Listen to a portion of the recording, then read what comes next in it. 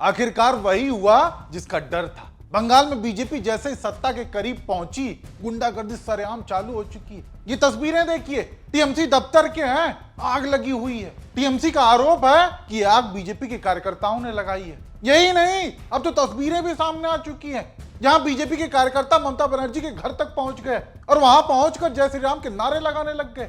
सोचिए, अभी पूरी तस्वीर क्लियर भी नहीं हुई है और अभी से ये हाल है। और यही नहीं, इस खबर को भी देखिए, गुंडागर्दी इस हद तक पहुंच गई है कि बीजेपी के कार्यकर्ता टीएमसी के दफ्तर पर से टीएमसी का झंडा हटाकर अपना झंडा लगा रहे हैं। बड़ी खबर है और ये चिंताजनक खबर आ रही है। ये खबर हम ब्रेक करने जा रहे हैं TV9 भारतवर्ष पर। जल्दी से इस खबर को ब्रेक कीजिए। बांकुड़ा में टीएमसी दफ्तर पर बीजेपी का झंडा लगा दिया गया है। बीजेपी कार्यकर्ताओं ने झंडे लगा दिए हैं। बांकुड़ा में टीएमसी दफ्तर के ऊपर बीजेपी का झंडा लहरा दिया गया। ये देखिए। सुना आपने? ऐसी हरकत कहां तक उचित है जो कि हिंसा और तनाव का माहौल पैदा करने का काम करे। हालांकि इसकी झलक चुनाव के दौरान बीजेपी नेताओं के बयानों में साफ देखने को मिली थी, जहां देश के गृह मंत्री से लेकर बीजेपी के मुख्यमंत्री तक सरेआम धमकियां देते हुए सुने गए। एक तरफ अमित शाह सरेआम मंचों से ये कहते रहे कि घरों से बाहर मत निकलना वरना उल्टा लटकाकर सीधा कर देंगे। और मैं आज भी ममता के गुंडों को चेता कर जाता हूँ, 29 तारीख को घर के बाहर मत निकलना भैया। 29 तारीख को घर के बाहर निकले तो 4 तारीख को उल्टा लटका कर सीधा कर दे। सुना आपने? कहीं से लग रहा है कि ये गृह मंत्री की भाषा हो सकती है, धमकी भरा लहजा। और यही लहजा इनके बाकी नेताओं का भी देखने को मिला। असम के मुख्यमंत्री हिमंता बिस्वा शर्मा, वो तो सरेआम ये कह रहे थे कि 4 मई को सरकार में आने के बाद दौड़ा दौड़ा कर मारेंगे। आप खुद सुनिए। शहर में बीजेपी का सरकार आ रहा है, ये लोगों को दौड़ा दौड़ा के मारना पड़ेगा जो लोग हमारा कैंडिडेट को मारे हैं। सुना आपने? यानी देश के गृह मंत्री से लेकर मुख्यमंत्री तक सभी ने बंगाल चुनाव में अपनी सारी मर्यादा और नैतिकता सब ताक पर रख दिया था। चुनाव के दौरान सरेआम धमकियां देना, और अब चुनाव के बाद अभी कुछ ही घंटे बीते हैं नतीजों के, और अभी से इतनी घटनाएं देखने को मिल गई।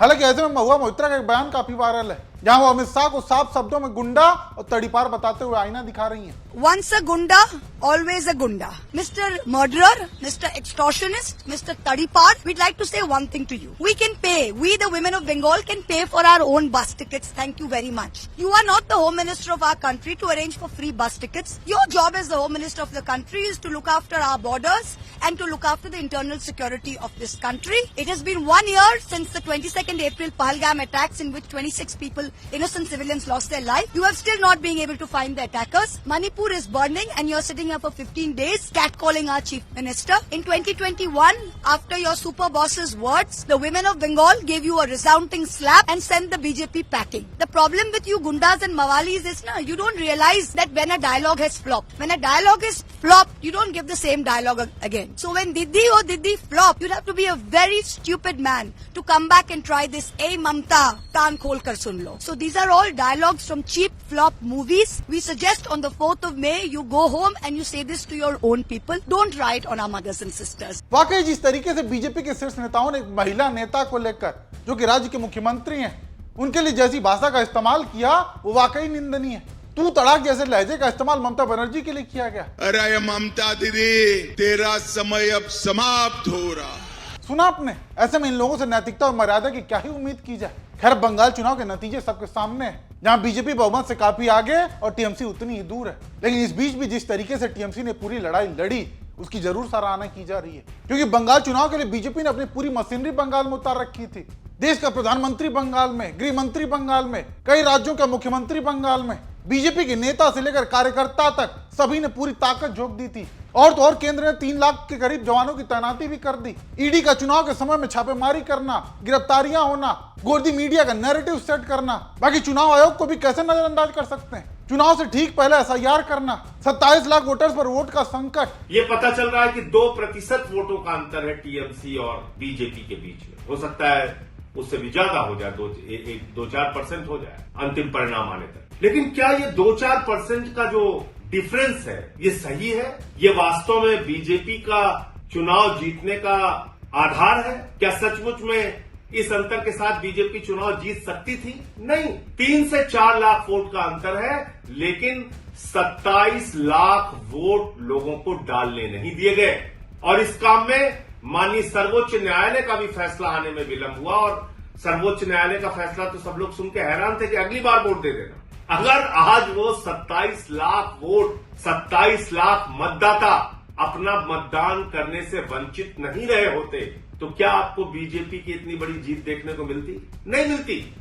एक अलग तरह का परिणाम आज इस देश के सामने होता। और आज जो बीजेपी जश्न मनाने का काम करेगी, गोदी मीडिया जश्न मनाने का काम करेगी, ज्ञानेश कुमार जश्न मनाने का काम करेंगे, वो नहीं हो पाता। लेकिन दुर्भाग्य से एसआईआर के जरिए लाखों मतदाता, 27 लाख मतदाताओं को वोट के अधिकार से वंचित कर दिया गया। तो ये जो बंगाल की जीत है भारतीय जनता पार्टी की, दरअसल ये लूट तंत्र की जीत है, लोकतंत्र की जीत नहीं है।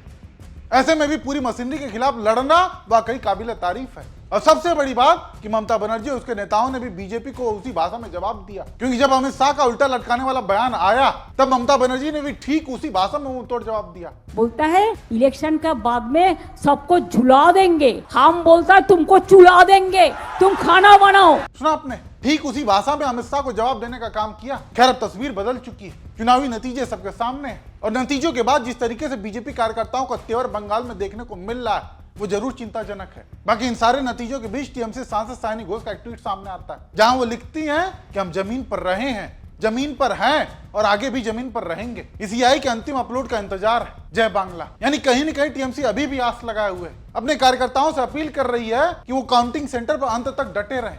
ऐसे में अब देखना ही होगा कि टीएमसी जो आस लगाए हुए है वो कितनी पूरी होती है। ऐसे में आप दर्शकों का बंगाल नतीजों को लेकर क्या मानना है, आप लोगों की जो भी राय हो कमेंट करके जरूर बताएं।